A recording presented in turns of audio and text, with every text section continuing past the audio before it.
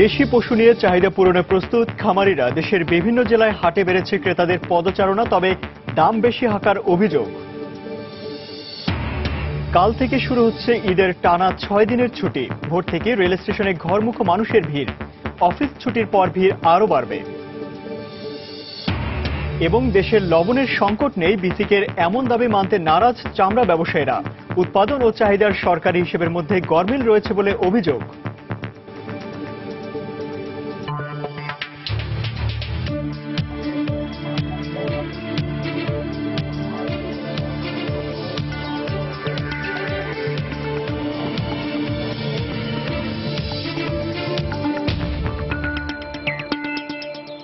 দেখছিলেন শিরোনাম। আমন্ত্রণ জানাচ্ছি দেশ ও দেশের বাইরের অর্থ বাণিজ্য নিয়ে আমাদের নিয়মিত আয়োজন এ সময়ের বাণিজ্যে। আর আপনাদের সঙ্গে আছি আমি ইমতিয়াজ আহমেদ। কাল থেকে শুরু হচ্ছে ঈদের টানা 6 দিনের ছুটি। প্রিয়জনের সঙ্গে ঈদের আনন্দ ভাগ করে নিতে শহর ছাড়তে শুরু করেছে নগরবাসী।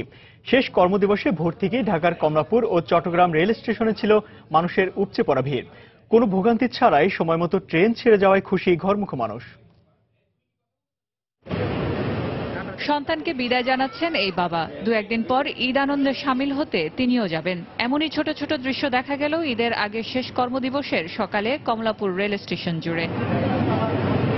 নগর জীবনের ব্যস্ততা ছেড়ে ঈদের আনন্দ পরিবারের সাথে ভাগাভাগি করে নিতে রাজধানীর কমলাপুর রেল স্টেশনে ঈদে ঘরমুখো মানুষের এই পদচারণা। আমি আম্মুর সাথে বাড়িতে যাচ্ছি, জামালপুরে দাদির বাড়ি ঈদ করতে। গরু টরু কেনার ব্যাপার স্যাপার আছে, সবকিছু মিলে এর জন্যই চলে যাওয়া। আর ভিড়টির একটা ব্যাপার আছে। লম্বা বন্ধ পেয়েছি তো, ভার্সিটি বন্ধ, তো একটু মনে কাছে যাচ্ছি। কমলাপুর রেল স্টেশনের মতো চট্টগ্রাম রেল স্টেশনেও ছিল একই চিত্র। গন্তব্যের উদ্দেশ্যে ছেড়ে যাওয়া প্রতিটি ট্রেনই ছিল উৎসবপ্রিয় মানুষের ঠাসা। আমরা ঢাকায় আত্মীয়ের বাসায় যাচ্ছি, আমরা মজা করব, অনেক ঘুরবো ঈদের ছুটিতে। সীমিত সময় নিয়ে যাচ্ছি, তবে খুব এক্সাইটেড আমরা। মা বাবা ভাই বোন সবার সাথে ঈদ করতে যাচ্ছি। আগামী কয়েকদিন ট্রেনের যাত্রীদের এই চাপের কথা মাথায় রেখে প্রায় প্রতিটি ট্রেনেই বিশেষ বগি সংযোজন করা হয়েছে। যোগ করা হয়েছে ঈদের স্পেশাল ট্রেন। সবাইকে নিয়ে আনন্দ করবো, ঈদের আনন্দটা ভাগাভাগি করে নেব, সবাই ওখানে আনন্দ উৎসব করবো, এই উদ্দেশ্যে যাইতেছি। আশা করি যাত্রা খুব খুব খুব ভালো হবে। টানা 6 দিনের এই ছুটি ব্যস্ততার কারণে তৈরি হওয়া সম্পর্কের দূরত্ব ঘোচাবে, এমনটাই প্রত্যাশা সবার।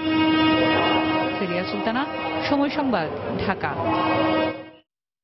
নদীর তীব্র স্রোত, নাব্য সংকট আর ফিটনেসবিহীন নৌযান, এত সব সমস্যা নিয়েই মাওয়া কাওড়াকান্দি রুটে হয়ে এবারে ঈদে বাড়ি ফিরবেন দেশের 21টি জেলার প্রায় 50 লাখ মানুষ।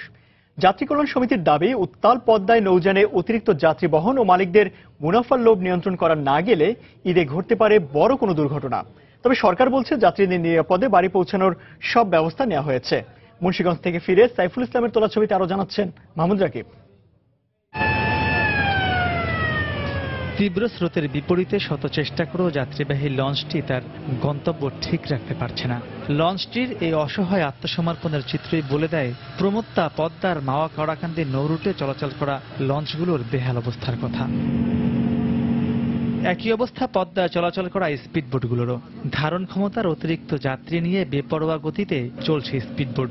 অধিকাংশ যাত্রী পরছেন না লাইফ জ্যাকেট। বৃষ্টি বাদল যায়, এর মধ্যে বুট কতটা ডুবে যায়, অর্ধেক রাস্তায় যায়, ইঞ্জিন বন্ধ হয়ে যায়। প্রশাসন সেখানে কঠোরহস্ত দমন না করে নীরবতা পালন করতেছে। যাত্রীদের বলি যে আপনারা লাভ জ্যাকেট পরবেন, না পড়লে আপনারা নেমে যান। ওই যে এখান থেকে পরে দেখা গেছে আবার একটু দূরে যায়, ওটা খুলে দেবেন মাথার উপরে রাখলো। লঞ্চগুলোর বয়স বেশি হয়ে গেছে, এগুলো আপাতত বাদ দেওয়া উচিত। এই লঞ্চটায় কয়টা আছে দেখেন তো, একটা দুটো, তার বেশি তো নাই, বয়া যেটা বলা হয়। তাহলে এটা ফিটনেস কিভাবে আছে? টাকাটাই ওদের কাছে বড়। লঞ্চ গুলাতে এমনিতে আরো রং করে নতুন করে আনে, পুরাতন লঞ্চ এগুলিতে তো বিপদ। যথাযথ পদক্ষেপ তারা গ্রহণ করছে নদীপথে যাবার জন্য, শুধু বলেই যাচ্ছে, ঘাটতিটা যে সেটা সম্পূর্ণ রয়েই যাচ্ছে। এর বিপরীতে নাব্য সংকটে মাওয়া কাওড়াকান্দি রুটে প্রতিদিনই লঞ্চ ও ফেরি আটকে যাচ্ছে বলে অভিযোগ মাস্টারদের। চিপা চ্যানেল একটা ফেরি যখন আসে ওর সাইড দেওয়া যায়, তখন পানির চাপে ওরা চাপে যায়, তখন এই সমস্যাটা হয়। ডেজারে তো ঠিক করে পারে না, এন্দা কাটে আবার অন্ধেকে পড়ে যায়, ফেরি আটকে যায়। ঈদে যাত্রী পারাপার সহজ করতে নদীতে ড্রেজিং ব্যবস্থা সহ নৌমন্ত্রী নানা পদক্ষেপের কথা বললেও বড় ধরনের দুর্ঘটনার আশঙ্কা যাত্রী কল্যাণ সমিতির। ওভারলোড নিয়ন্ত্রণ করতে হবে, অন্যদিকে লাইফ জ্যাকেট পরে যাতে যাত্রী সাধারণ যাতায়াত করতে পারে তার জন্য কঠোর নজরদারি দরকার। অন্যথায় পিনাক 6-এর মতো একটা বড় ধরনের দুর্ঘটনায় আমরা পড়তে যাচ্ছি। আমাদের অফিসাররা যখনই কোনো আবহাওয়া খারাপ থাকবে কোনো লঞ্চকে ছাড়তে দেবে না, আর অধিক যাত্রী হলেও সেটাকে নামিয়ে দেবে। এইরকম একটা গুরুত্বপূর্ণ নো রুট ডুবোচরে জাহাজ আটকে যায়, তাহলে বাজেটের টাকা যে হরিলুট হচ্ছে তার একটা জ্বলন্ত প্রমাণ। কিন্তু আমাদের 8টা ড্রেজার এখানে প্রতিদিন কর্মরত অবস্থায় আছে। নৌপথে দুর্ঘটনার কারণগুলো খুব একটা অজানা কিছু নয়, আর ঈদেলে এই পথে ঘরমুখ মানুষের লাশ হয়ে বাড়ি ফেরার চিত্রটাও ততটা পুরনো নয়। কিন্তু এক একটি লঞ্চ দুর্ঘটনায় স্বজন হারানো পরিবারগুলোর কাছে সেসব দগদগে ক্ষত কখনো পুরনো হয় না। তাই এই পথে দুর্ঘটনা রোধে শুধুমাত্র আপৎকালীন সমাধান নয়, বরং সুপরিকল্পিত ও দীর্ঘমেয়াদী নিরাপত্তা চান নদীপথের যাত্রীরা। মাহমুদ রাকিব, সময় সংবাদ, মুন্সিগঞ্জ। ঈদের টানা ছুটির প্রভাব পড়েছে সর্বত্র। ভোর থেকে ঘরমুখ মানুষের ভিড়ে মুখর মানিকগঞ্জের আরিচা ফেরিঘাট। এই মুহূর্তে সেখানে আছেন রিপোর্টার তাফসির বাবু। আমরা সরাসরি চলে যাচ্ছি সেখানে। বাবু,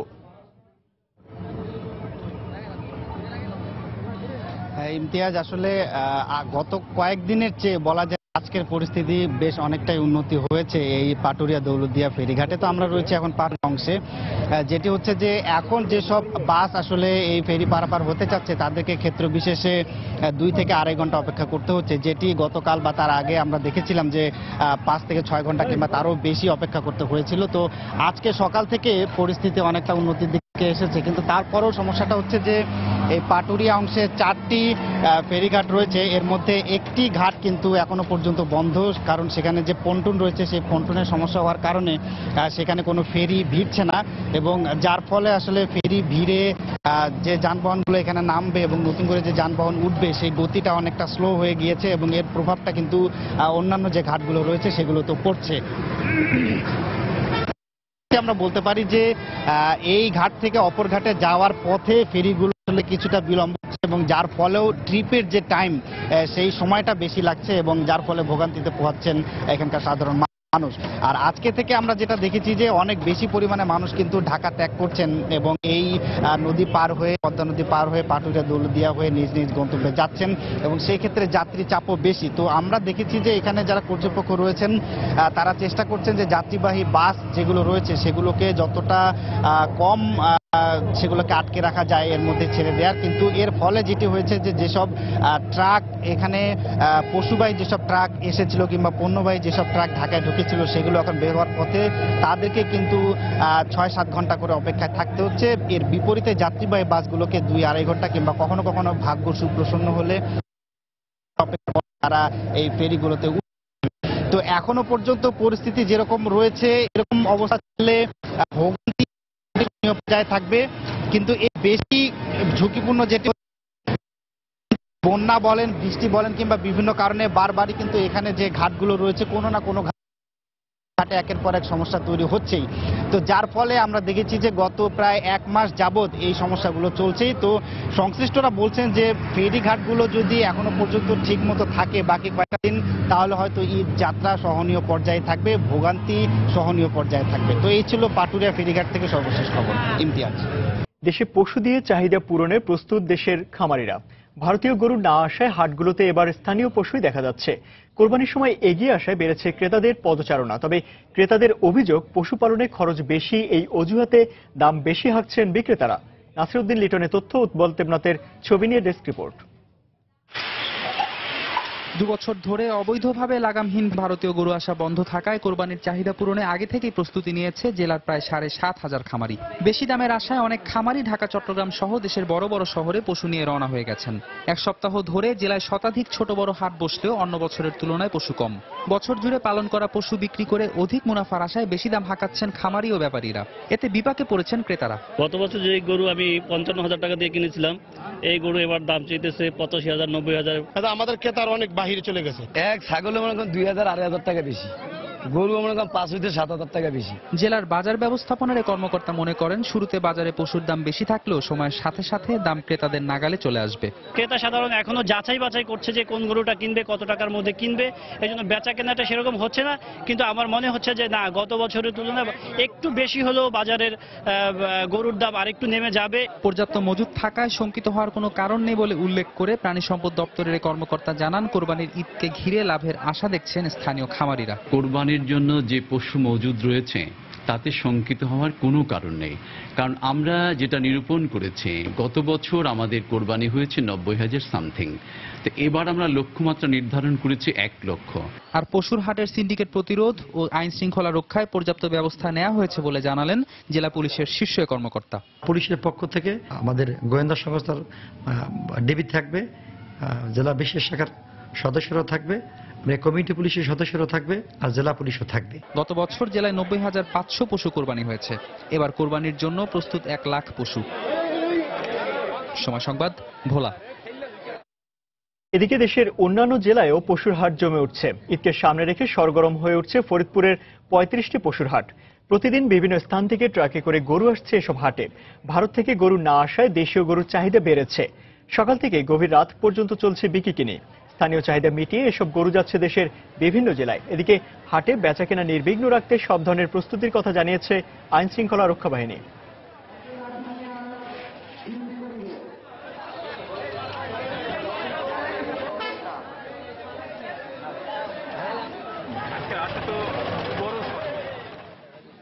একই চিত্র লালমনিরহাটের 41টি পশুর হাটেও। ক্রেতাদের পদচারণায় মুখর হয়ে উঠেছে হাটগুলো। প্রাণী সম্পদ কর্মকর্তা জানান, ভারত থেকে গরু না এলেও খামারিরা বিক্রির জন্য প্রস্তুত রেখেছেন প্রায় 50,000 গরু, যা স্থানীয়দের চাহিদা মেটাতে সক্ষম। তবে গতবারের তুলনায় দাম কিছুটা বেশি বলে অভিযোগ করছেন ক্রেতারা।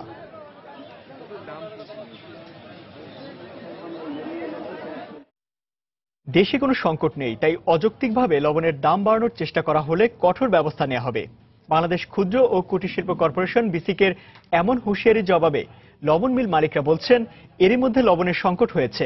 লবণ উৎপাদন ও চাহিদার সরকারি হিসেবের মধ্যে গরমিল আছে দাবি করে তারা বলছেন, আমদানির অপেক্ষায় থাকা 1.5 লাখ মেট্রিক টন লবণ ঈদের আগে কোনোভাবেই দেশে পৌঁছাবে না। এমন অবস্থায় চামড়ায় ব্যবহার্য লবণের সরবরাহ ও দাম স্থিতিশীল রাখতে সরকারের প্রতি আহ্বান জানিয়েছেন চামড়া শিল্প মালিকরা। সাজিদ রাজুর রিপোর্ট। ব্যবসায়ীদের ভাষায় চামড়ার প্রাণ লবণ। কেননা পশুর চামড়া ছাড়ানোর কয়েক ঘন্টার মধ্যে লবণ না দিলে তাতে ব্যাকটেরিয়ার আক্রমণে পচন ধরে, চামড়া হারায় অর্থনৈতিক মূল্য।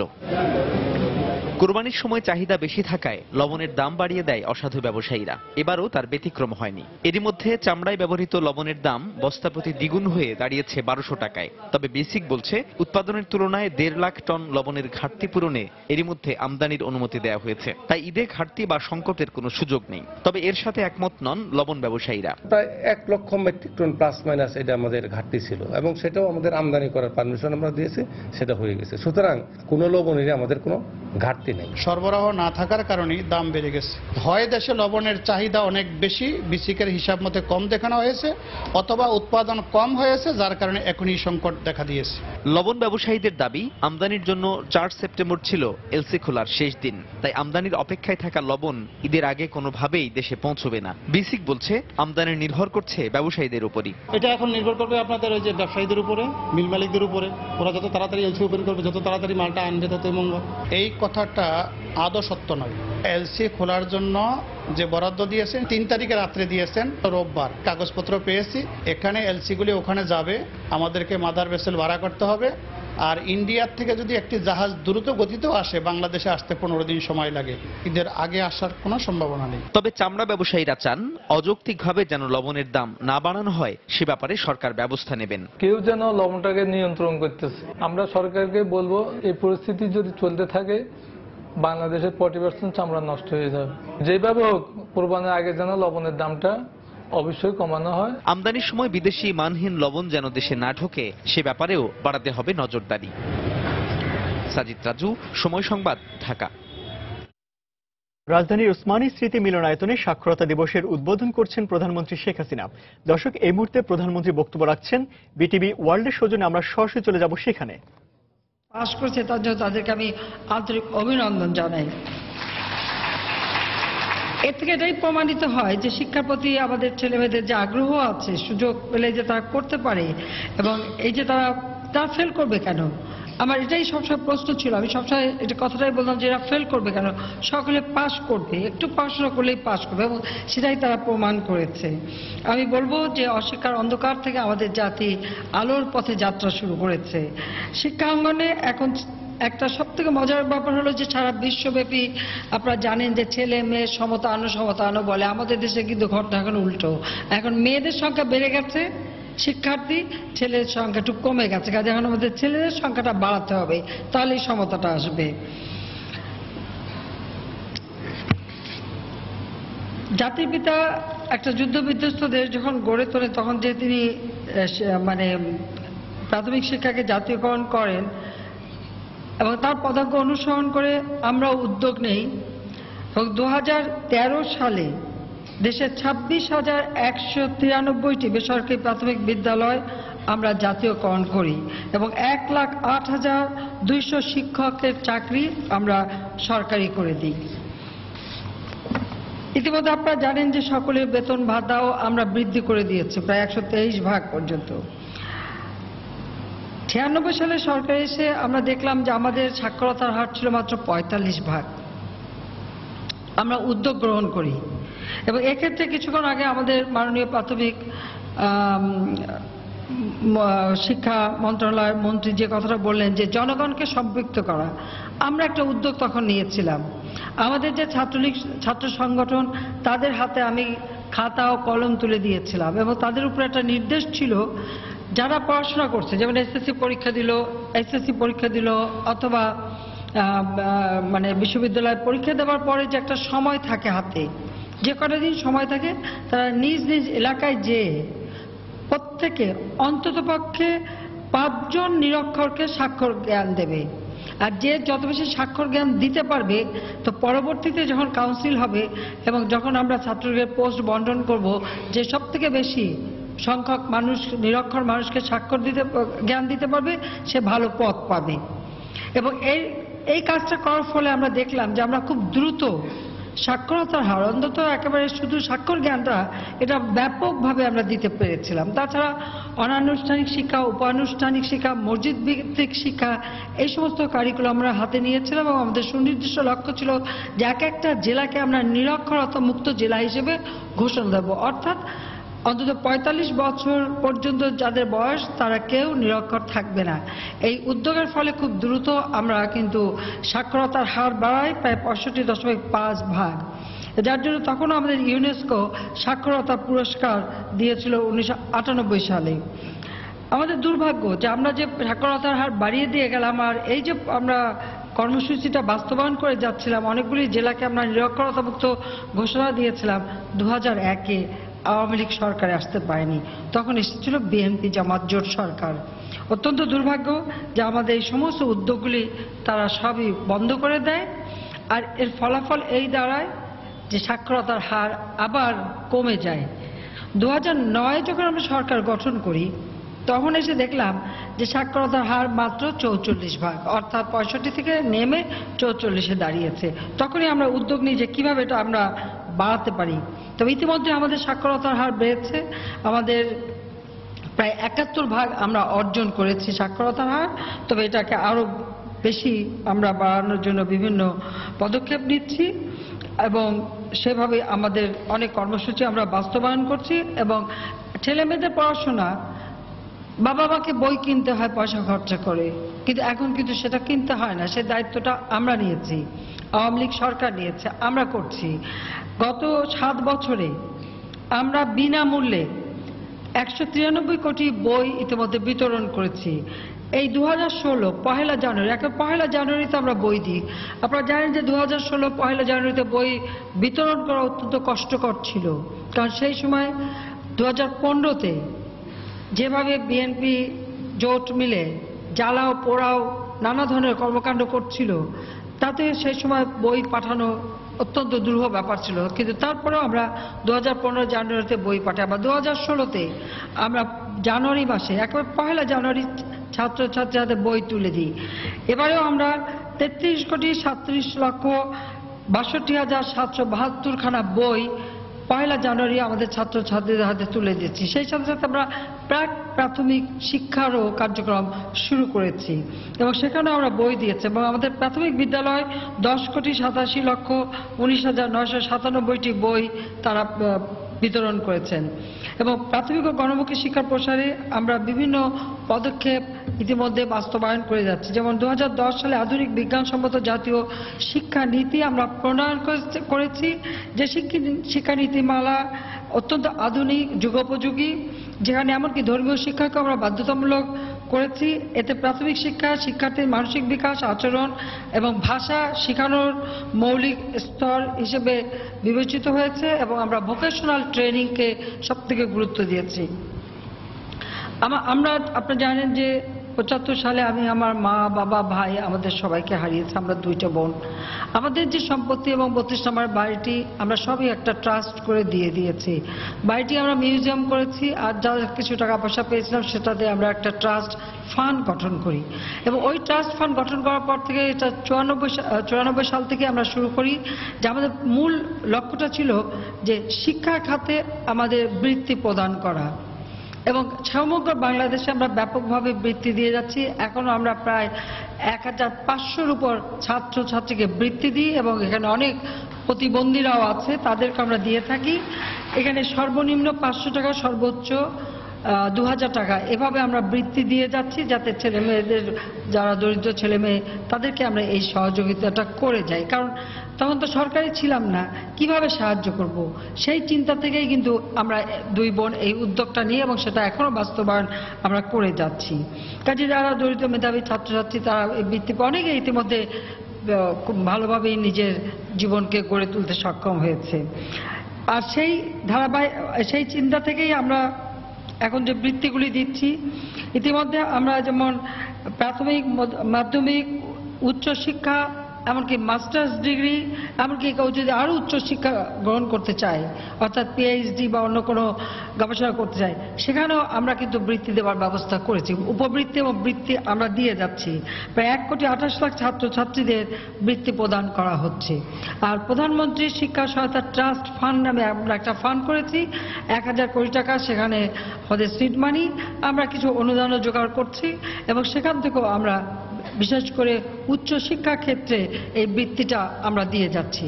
এভাবে আমরা বৃত্তি দিয়ে আমি মনে করি অভিভাবকদের ভারটা অনেকটা আমরা লাঘব করে দিচ্ছি আর ছেলে মেয়েদের পড়াশোনার সুযোগটা আমরা সৃষ্টি করে দিচ্ছি। আমাদের ঘোষণা ছিল যে আমরা ডিজিটাল বাংলাদেশ গড়ে তুলব, ডিজিটাল বাংলাদেশ আমরা গড়ে তুলছি। সেই সাথে সাথে আমাদের ছাত্রছাত্রীরা এই কম্পিউটার শিক্ষা এবং ডিজিটাল শিক্ষা তারাও যেন একেবারে শুরু থেকে পায় সে ব্যবস্থা আমরা নিয়েছি। আমাদের যে নির্বাচনী ইস্তেহার রূপকল্প 2021 কি 2021 হলো 2021 সালে আমরা আমাদের স্বাধীনতার সুবর্ণ জয়ন্তী পালন করব।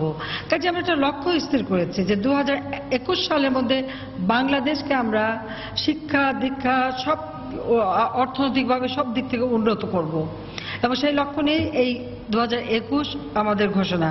কাজে আমরা এখানে ডিজিটাল বাংলাদেশ গড়ে তোলার বিভিন্ন ব্যবস্থা নিয়েছি এবং ইন্টারনেট সার্ভিস সমগ্র বাংলাদেশে আমরা করে দিয়েছি এবং আমাদের স্কুলগুলিতে আমরা মাল্টিমিডিয়া ক্লাসরুম করে দিচ্ছি, সেখানে ল্যাপটপ, কম্পিউটার আমরা দিচ্ছি।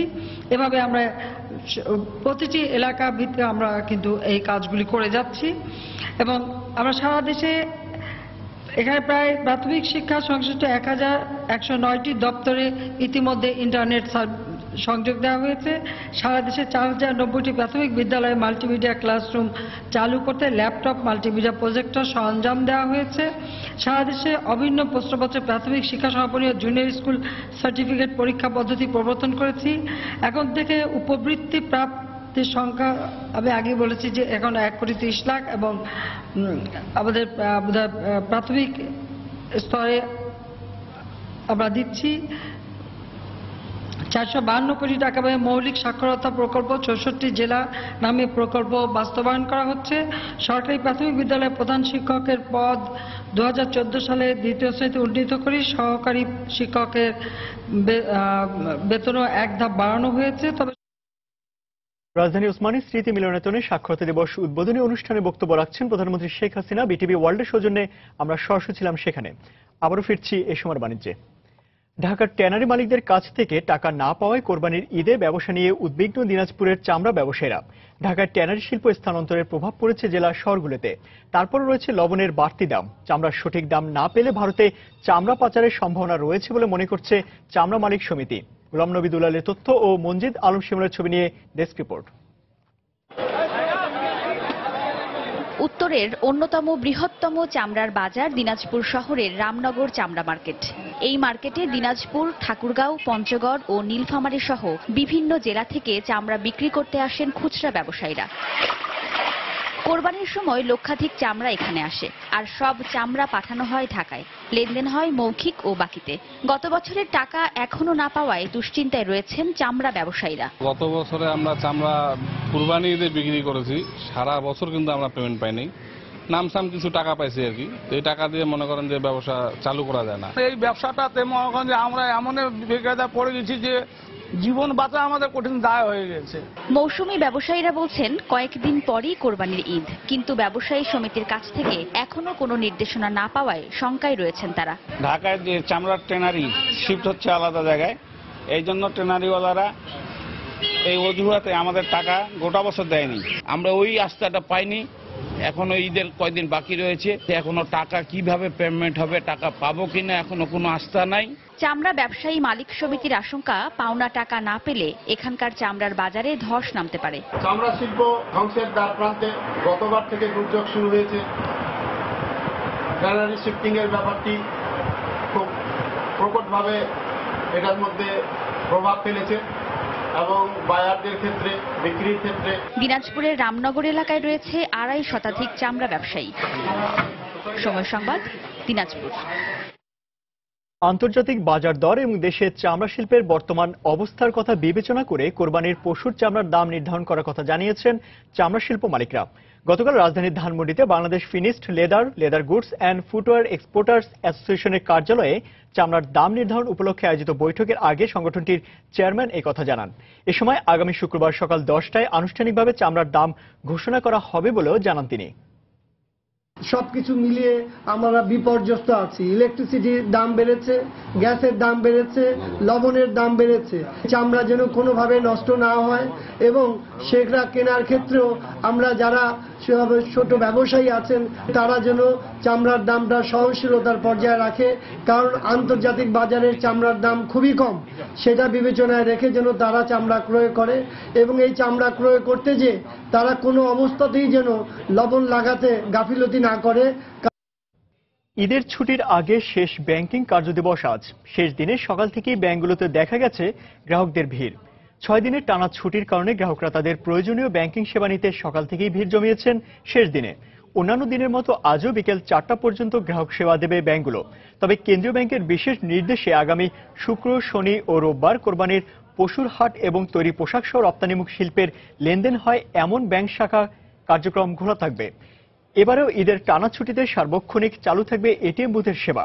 রাজধানীতে অনুমোদিত 23টি কোরবানির পশুর হাটে জাল নোট শনাক্ত করার ব্যবস্থা সহ আইনশৃঙ্খলা রক্ষা বাহিনীকে জাল নোট শনাক্তকরণে 400টি মেশিন দেওয়া হবে বলেও জানিয়েছে বাংলাদেশ ব্যাংক।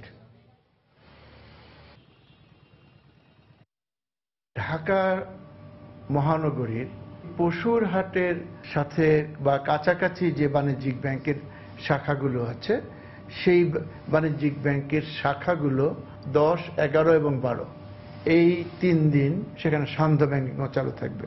রপ্তানিমুখী যে পোশাক শিল্পের আমদানি রপ্তানি এই বাণিজ্যটা নিশ্চিতকরণের লক্ষ্যে 9 তারিখের থেকে 11 তারিখ পর্যন্ত কাস্টম হাউস, বিমান, নৌ এবং স্থল বন্দর সমূহের যে ব্যাংকগুলো, এই ব্যাংকগুলো খোলা থাকবে।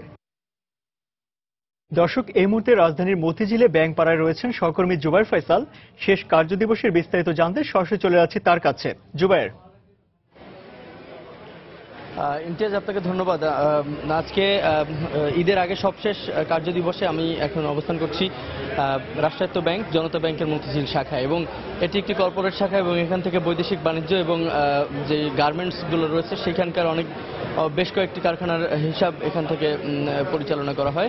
এবং আমরা যতদূর আজকে সকাল থেকে এসে দেখতে পেয়েছি যে এখানে বেশ একটি ভিড় ছিল। এই মুহূর্তে আপনি দেখতে পাচ্ছেন আমার পেছনে দুটি কাউন্টারে, বিশেষ করে যে কাউন্টার গুলো থেকে প্রেরণ এবং গ্রহণ দুটো কাউন্টার, এবং যেখানে প্রেরণ করা ব্যাংক যেখান থেকে টাকা দিচ্ছে সেই কাউন্টার দুটিতে কিন্তু বেশ একটি ভিড় আপনি দেখতে পাচ্ছেন। আরেকটি ব্যাপার, ব্যাংক সূত্রে আমরা জানতে পেরেছি যে ফরেন এক্সচেঞ্জ এবং রেমিট্যান্স এছাড়া বৈদেশিক বাণিজ্য সংক্রান্ত যে কোনো হিসাব যাতে পেন্ডিং না থাকে ঈদের আগে সবশেষ এই কার্যদিবসে সেটি সমাধান করার কিন্তু চেষ্টা ব্যাংকাররা করে যাচ্ছেন, এবং আজকের পর যেন জরুরি কোনো হিসাব আসলে পেন্ডিং না থাকে সেটি মূলত তাদের আজকে লক্ষ্য। আরেকটি বিষয় যে বেশ কয়েকজন গ্রাহকের সঙ্গে আমরা কথা বলেছিলাম, তারা আমাদেরকে যারা আছেন মূলত এখানে প্রত্যেকেই হয়তো কোনো না কোনো ব্যবসার সঙ্গে জড়িত, এবং এখানে আসলে ব্যক্তিগত হিসাবধারীর সংখ্যা খুবই কম। আর একটি ব্যাপার যে এরই মধ্যে সারা দেশে অসংখ্য গ্রাহক অটোমেশন পদ্ধতিতে এটিএম বুথের ইউজার এবং এটিএম বুথের গ্রাহক হওয়ার কারণে কিন্তু এখন আসলে ব্যাংকগুলোতে ভিড় যথেষ্ট কম হয়, এবং যে ব্যাংকের শাখাগুলো থেকে গার্মেন্টস এবং বড় বড় শিল্প কারখানার হিসাবগুলো পরিচালনা করা হয় সেই সব শ্রমিকরাও কিন্তু অটোমেশন পদ্ধতিতে এসেছেন, এবং কারখানা লাগোয়া তারা যে এটিএম বুথগুলো রয়েছে সেখান থেকে তারা টাকা পয়সা তুলে নিচ্ছেন বলে ব্যাংকাররা জানিয়েছেন। তো এই ব্যাংক সূত্রে আমরা এইটি জানতে পারলাম যে অটোমেশন পদ্ধতি চালুর কারণে আসলে ব্যাংকগুলোতে এখন সেই রকম ভিড় লক্ষ্য করা যায় না। তো ইমতিয়াজ, আমার কাছে ব্যাংক এবং অফিস আদালতের যে সবশেষ কার্যদিবস ঈদের আগে লম্বা ছুটির আগে সেটির সবশেষ তথ্য ছিল এই পর্যন্তই। ঈদের আগে শেষ কর্মদিবসের খবরাখবর জানতে রাজধানীর মতিঝিল থেকে আমাদের সঙ্গে যোগ দিয়েছিলেন সহকর্মী জুবাইর ফয়সাল। রাজধানী বনশ্রী থেকে 1 কোটি টাকার জাল নোট সহ বাংলাদেশ ব্যাংকের সাবেক কর্মকর্তা সহ 5 জনকে আটক করেছে র্যাব। এ বিষয়ে র্যাব সদর দপ্তরে চলছে ব্রিফিং, আমরা সরাসরি চলে যাচ্ছি সেখানে।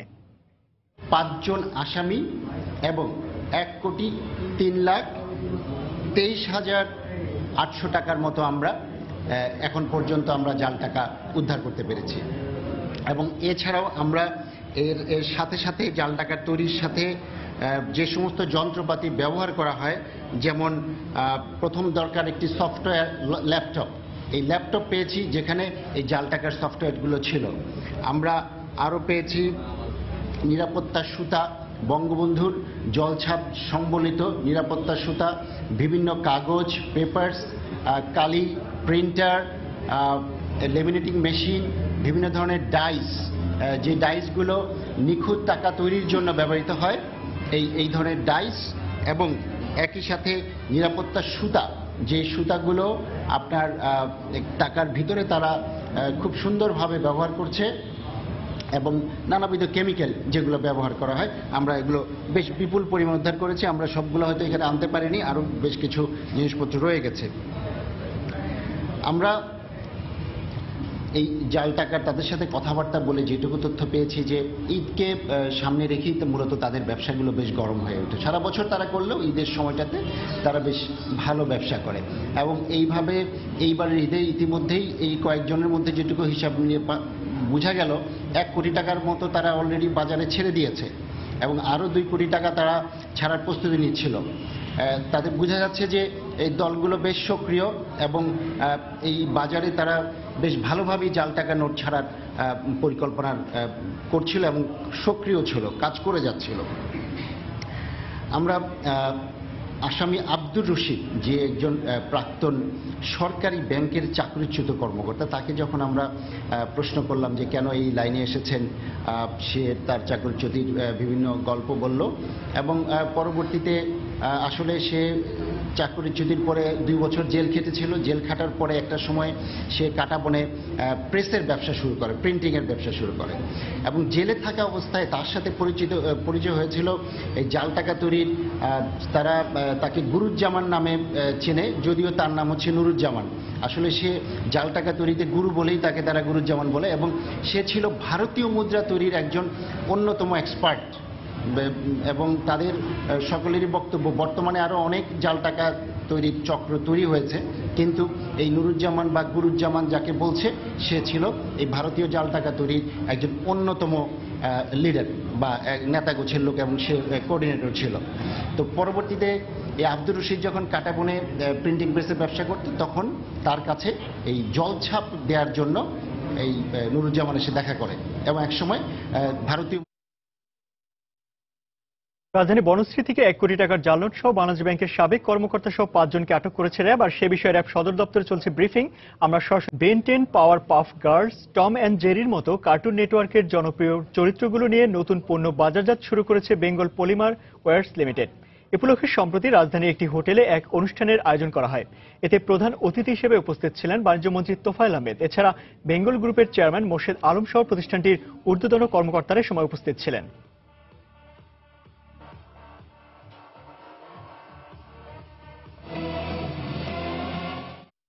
অত্যাধুনিক এলইডি ফ্ল্যাশ ও নিউ জেনারেশন জিপিএস সিস্টেম সহ অত্যাধুনিক সব সুবিধা সম্বলিত হেলিও S2 মডেলের নতুন স্মার্টফোন বাজারে নিয়ে এসেছে সিম্ফনি।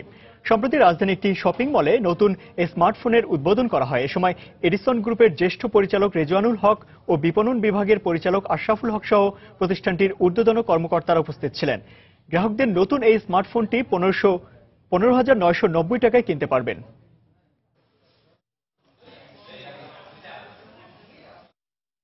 কাঁচা বাজার সরবরাহকারী অনলাইন প্রতিষ্ঠান ডিরেক্ট ফ্রেশ ইপি বাজার.com নামে নতুন আরেকটি অনলাইন বাজার চালু করতে যাচ্ছে। গতকাল রাজধানীর একটি রেস্টুরেন্টে আয়োজিত সংবাদ সম্মেলনে এ তথ্য জানায় প্রতিষ্ঠানটি।